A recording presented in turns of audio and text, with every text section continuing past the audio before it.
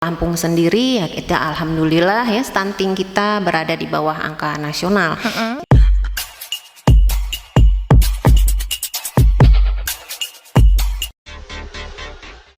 Halo Sobat BKKBN, selamat datang di Room Discuss kita. Ini adalah ruang bagi kita untuk berdiskusi santai dengan tokoh-tokoh yang luar biasa tentunya. Sudah hadir bersama kita di sini tamu pertama kita, Dr. Chan Yeni Puspitasari SKM MKM. Selamat datang Bu Yeni. Ya, selamat datang. Apa kabar Bu Yeni? Alhamdulillah sehat. Gimana tadi perjalanan ke BKKBN? Macet? Ya, lumayan lancar ya, meskipun sedikit agak gerimis di luar ya. Iya, karena cuaca di Lampung ini tidak bisa diprediksi, ya. Bu. Iya. Oke, Bu Yeni ini adalah perwakilan dari Ikatan Bidan Indonesia. Ya, betul Mbak Sinto. Iya. IBI ya. IBI atau yang lebih Bidan dikenal Indonesia. iya, IBI. Nah, Bu Yeni, kita di sini mau mengupas tentang program-program BKKBN. IBI dengan BKKBN itu sudah seperti mitra seperti kaki kanan dan kaki kiri. Ya, betul. Berjalan beriringan. Betul. Saling mendukung ya. Betul sekali. Nah, kita pada kesempatan kali ini akan ngobrol-ngobrol sama Bu Yeni. Kita akan bahas terkait upaya percepatan penurunan stunting. Sobat BKKBN mungkin masih ada yang belum tahu Bu Yeni, stunting itu apa. Baik. Nah, bolehlah Bu Yeni sapa teman-teman di sana seperti apa sebetulnya fenomena stunting ini. Oh ya, baik. Terima kasih Mbak Sinto. Jadi untuk fenomena stunting ini merupakan salah satu dari gizi buruk ya. Kalau gizi buruk sendiri di situ ada stunting, kemudian ada wasting, bahkan overweight, kelebihan berat badannya.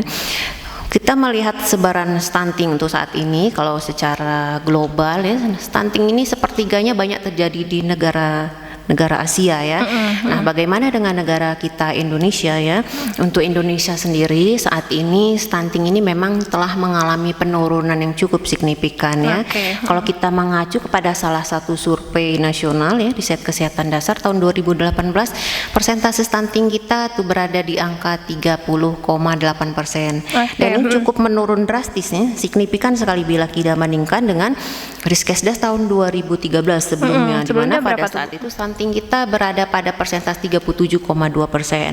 Oke, artinya ada penurunan ya. Betul. Kesininya. Untuk saat sendiri saat ini ya, kondisi saat ini kita stunting kita berada di angka 24,4%. Ini berdasarkan hasil survei status gizi tahun 2021. Ini secara global ya, secara nasional. Kemudian untuk Lampung sendiri ya kita alhamdulillah ya stunting kita berada di bawah angka nasional. Kita stunting untuk Lampung sini kita berada persentase 18,5%. Oke, itu untuk capaiannya ya, Bu ya. Ya. Boleh Bu, mungkin teman-teman di sana masih ada yang sebetulnya stunting itu apa? Seperti apa fenomena stunting yang terjadi pada anak-anak atau balita di Indonesia atau bayi di Indonesia? Oke, jadi stunting ini merupakan suatu kondisi gagal tumbuh pada anak balita yang disebabkan oleh kekurangan gizi yang kronis. Nah, kekurangan gizi yang kronis ini terjadi pada saat 1000 HPK. Jadi kita mengenal ada istilah 1000 HPK, 1000 hari pertama kehidupan ya. Jadi itu berlangsung sejak 9 bulan bayi di dalam kandungan sampai dengan pada tahap awal kehidupan, yaitu 2 tahun setelah bayi dilahirkan. Jadi fase 1000 HPK ini menjadi sangat penting. Mengapa? Karena pada saat 1000 HPK ini bagaimana asupan gizi pada si bayi tersebut ya, kemudian akan mempengaruhi bagaimana kualitas anak ke depannya, kualitas anak yang akan dilahirkan. Pada saat 1000 HPK ini perkembangan janin ya, kita mengenal istilahnya perkembangan yang sifatnya plastisitas, fleksibilitas. Janin di sini akan menyesuaikan dengan kondisi ibunya, kondisi lingkungannya. Ketika pada saat itu asupan si ibu kurang ya, maka janin ini akan membatasi sel-sel perkembangannya, sehingga yang terjadi adalah hambatan pada perkembangan janin, dan ini sifatnya permanen. berdampak panjang gitu ya Bu ya. Dampaknya pada saat 1000 HPK ini. Makanya ini saat ini 1000 HPK ini yang menjadi fokus intervensi kita dalam upaya kita preventif ya, pencegahan penurunan stunting. Artinya faktor penyebab dari stunting itu sendiri kompleks ya Bu? Kompleks, multidimensi ya, betul. Apalagi Bu kira-kira faktor penyebab nih? Penyebab ya. Kalau secara langsung memang kan tadi dari faktor kekurangan gizi yang kronis ya. Namun selain itu tadi ya, stunting ini penyebabnya multidimensi. Jadi ada faktor-faktor lain yang berperan di sini ya. Ada penyebab tidak langsung, misalnya paparan infeksi. Kemudian selain itu bagaimana sih tingkat pengetahuan dari ibunya, si ibu balita ini bagaimana tingkat pengetahuan terutama tentang asupan gizi yang baik.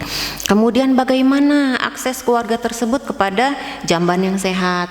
Kemudian bagaimana akses ke sumber air minum utama, bagaimana perilaku hidup bersih sehat dari keluarga tersebut.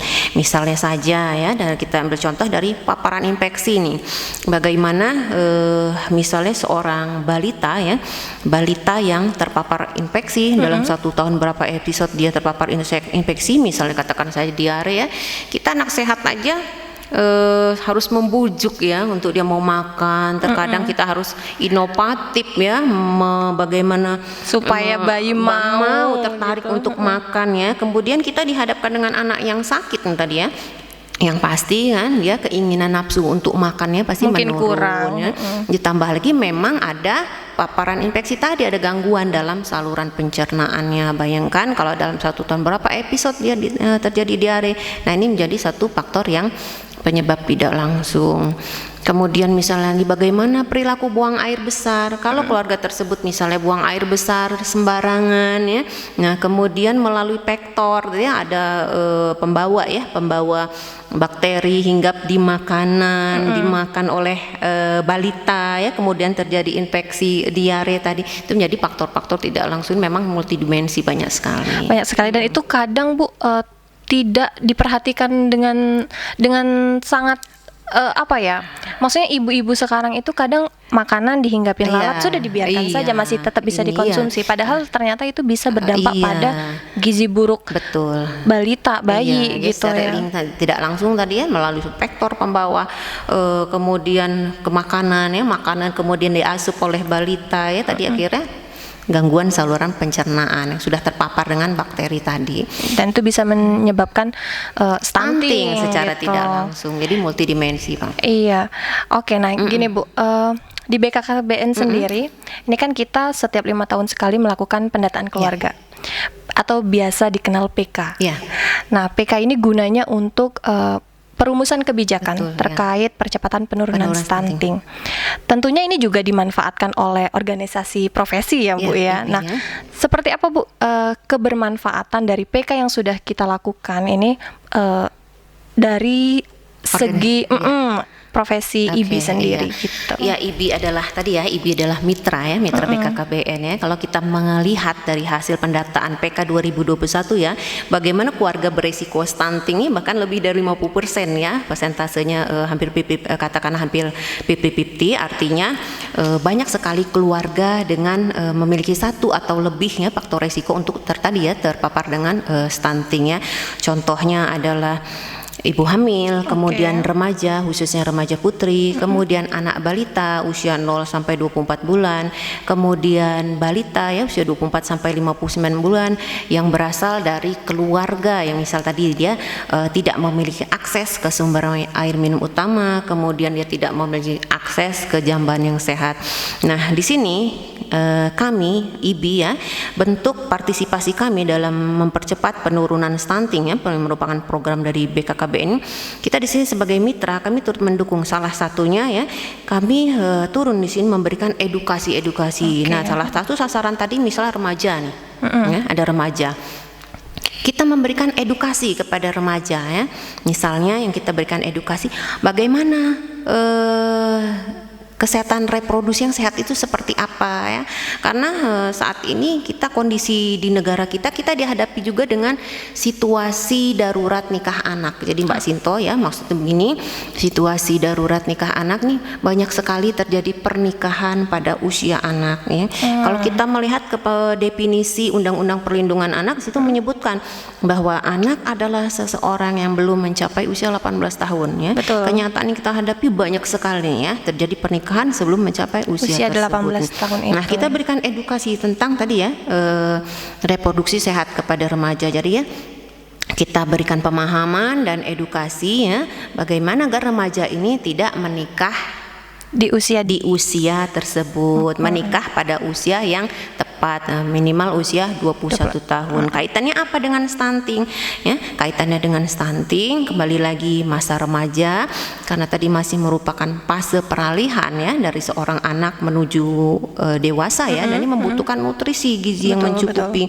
Kemudian dia masih menyelesaikan pertumbuhan di dalam tubuhnya ya, sehingga ketika terjadi pernikahan di situ kemudian hamil, si remaja tadi hamil ya, kita bisa prediksi ya, kita punya resiko untuk melahirkan anak stunting. Mengapa tadi? Kembali lagi, asupan nutrisinya saja belum tentu memadai ya. Betul. Dia hamil. Iya. Jadi harus berbagi dua dengan yang ada di kandungan. Kembali lagi tadi, stunting, kekurangan gizi kronis. Iya. Kembali lagi pada saat 1000 HPK. Jadi ini kaitan, kita lebih banyak ke edukasi.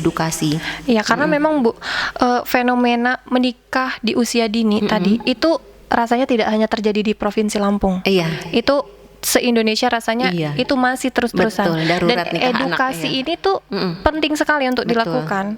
Karena apalagi di daerah-daerah yang bisa dibilang keterbatasan akses untuk mendapatkan informasi. Iya. Berarti Bu, kalau kita bisa menarik siapa saja keluarga yang beresiko untuk terjadinya stunting, itu tadi ada keluarga dengan remaja ibu hamil, putri, keluarga ibu hamil, dengan remaja putri, iya, gitu. betul. Kemudian anak balita tadi ya. Oh ya, saya melanjutkan yang tadi ya, boleh. Mbak Sito. Kemudian peran dari IBI tadi ya, kemudian intervensi kami tadi kita memberikan edukasi ya mengenai kesehatan reproduksi.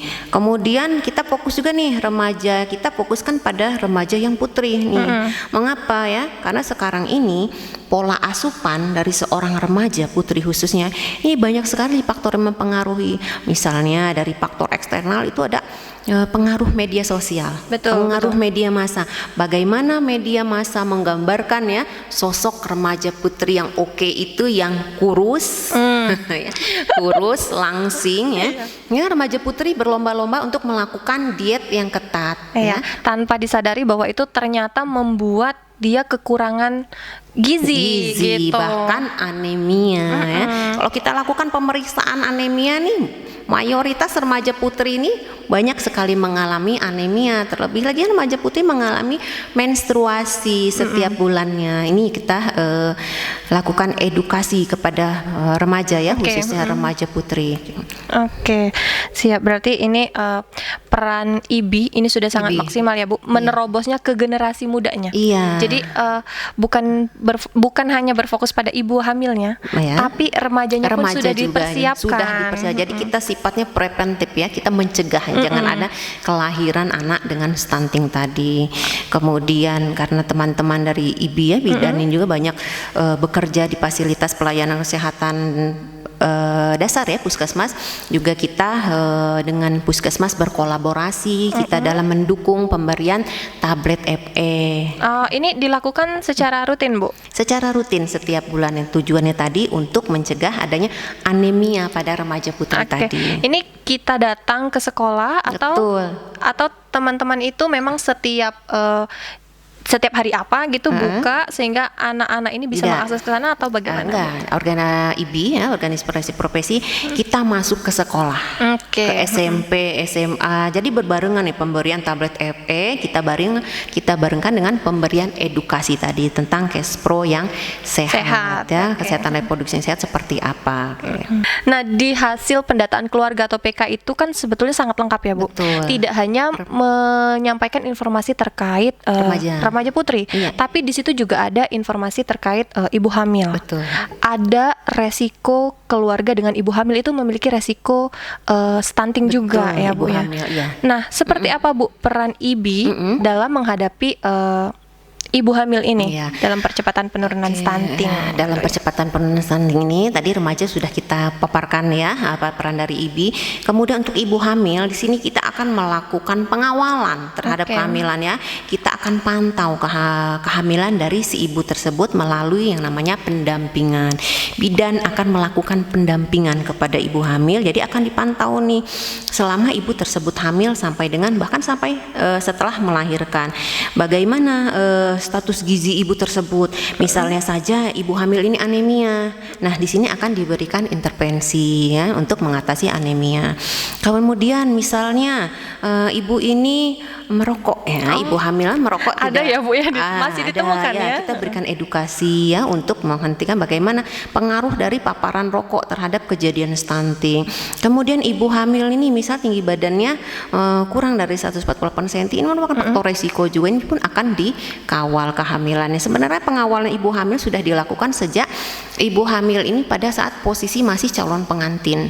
Oke, sudah dilakukan pemeriksaan dari awal. Jadi sejak kita sudah lakukan screening ya kepada ibu hamil tersebut ya, sebenarnya melalui suatu aplikasi ya. Ini adalah launching dari BKKBN juga ya, tim pendamping keluarga yang salah satunya personil adalah bidan tenaga kesehatan di situnya yang bertugas untuk mendampingi ya sejak dari calon pengantin, hamil dan melahirkan. Jadi nanti akan terpantau melalui suatu kuesioner yang diisi oleh bidan. Akan terpantau apakah ibu ini ketika hamil punya potensi untuk melahirkan anak stunting atau tidak. Nah, ini akan kita cegah. Misalnya ketika terpantau dia punya resiko untuk melahirkan stunting dari faktor anemianya yang akan kita tangani.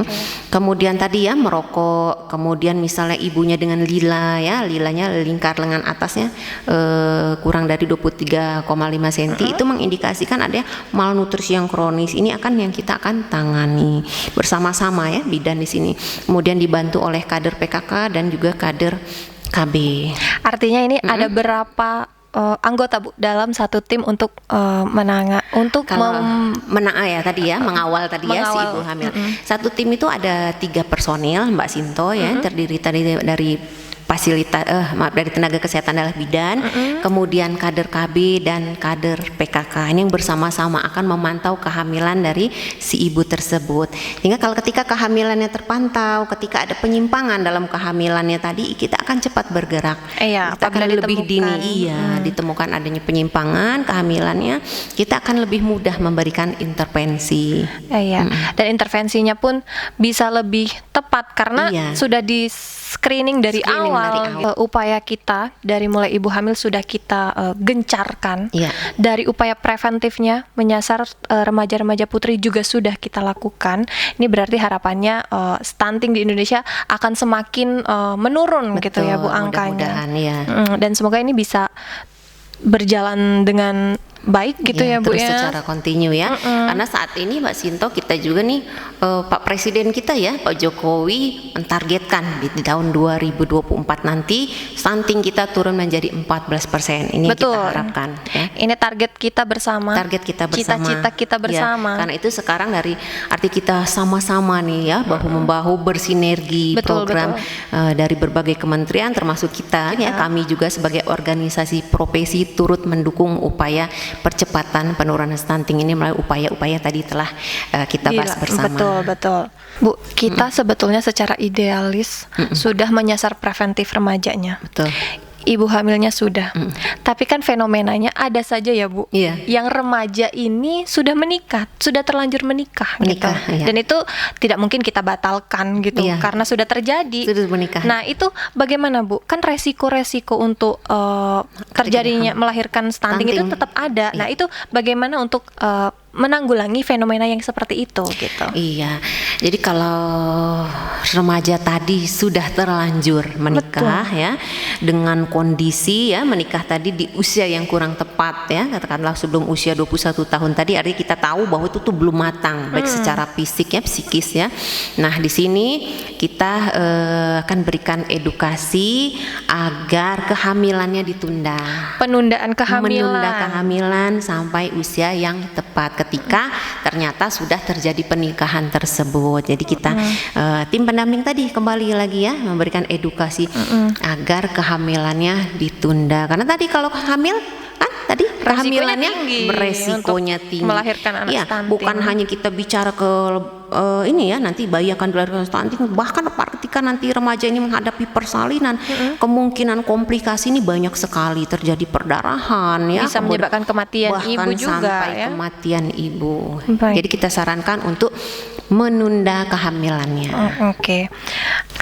Baik Bu Yeni, sudah banyak sekali ya informasi yang kita bahas, berdiskusi di Discuss Room kita.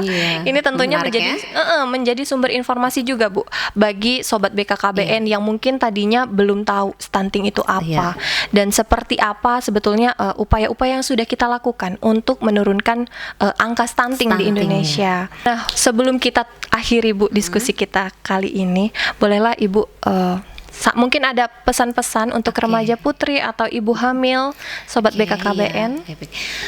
Untuk remaja ya, khususnya remaja putri ya, kita di sini tundalah dulu ke pernikahannya sampai memang siap, atau baik siap secara fisik maupun psikologis ya, sampai usia yang tepat. Karena kita bicara dan produk yang akan dilahirkan nanti ya, kita bicara terhadap kualitas manusia yang akan dilahirkan dengan resiko-resiko ketika terjadi kehamilan pada usia remaja tadi. Lakukanlah isi waktu dengan hal-hal kegiatan-kegiatan yang sifatnya positif. Kemudian bagi ibu hamil lakukanlah pemeriksaan kehamilan secara teratur minimal 6 kali selama kehamilan agar kehamilan ini lebih terpantau.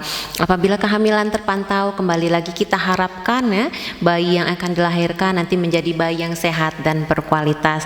Karena saat ini masa depan bangsa berada pada generasi yang akan datang. Betul sekali. Terima kasih banyak Bu Yeni. Ya, sama-sama Mbak Sinto. Terima kasih sudah menyempatkan hadir di Discuss Room kita. Semoga nanti bisa bertemu lagi ya Bu ya, di lain kesempatan dengan topik yang lebih menarik lagi, topik yang berbeda. Oke sobat BKKBN, sudah berakhir podcast kita kali ini. Jangan lupa follow IG BKKBN Lampung dan jangan lupa juga likes dan subscribe channel YouTube BKKBN Lampung. Berencana itu keren. See you.